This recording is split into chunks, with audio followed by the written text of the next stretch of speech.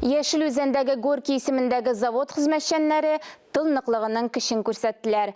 Дәүләтнең хәрби заказын үтәүче предприятиедә кичә Россия армиясын һәм флотын яклап чыктылар. Зур корабларның кече ватаны нәкъ менә шундый. Булар Россиядә иң зур һәм стратегик әһәмияткә ия булган суднолар төзү цехлары. Яшел үзәндәге Горький исемендәге заводның продукциясе тулысы белән диярлек дәүләтнең хәрби заказларыннан гыйбарәт. Эшләре тыгыз булуга карамастан, завод эшчеләре берничә минутка булса да соңгы хәбәрләр турында фикерләр алышырга туктап тора. Работники завода Горького. Вазифам буенча миңа заводта төрле кешеләр белән аралашырга туры килә. Әмма без барыбыз да президентыбызның карарларын яклыйбыз. Шулай ук махсус операциядә катнашучы Татарстан егетләренә кайнар сәламнәребезне җибәрәбез.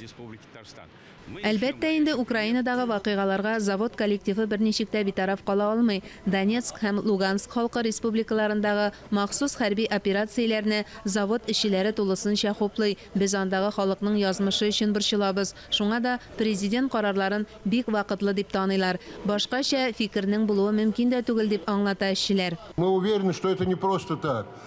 Без ышанабыз, бу бит тик торганнан гына түгел. Рус халкын юк итүне ничек карап торыйк? Миллион ярым Россия гражданы бар бит анда. Көнбатыш шикләүләре Россия икътисадының иң мөһим тармакларына юнәлтелгән.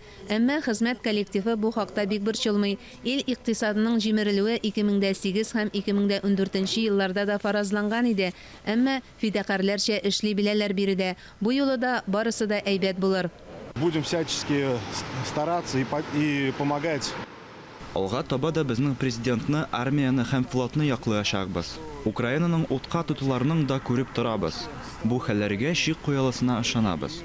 Нәкъ менә хезмәт коллективының бер булып туплана алу аркасында Яшел үзәндәге Горький исемендәге завод илнең суднолар төзүче предприятиеләре арасында алдынгылыкны алып тора да инде. Бер гасырга якын эшләп килүләре моның ачык мисалы. Шул вакыт эчендә завод 1000 ярымнан артык төрле класстагы диңгез һәм елга кораблары суднолар төзегән. Мөршидә Җихан, Фәнис Мөхәммәтов, Вадим Струминский, Ринат Сахипгәрәев, Татарстан яңалыклары.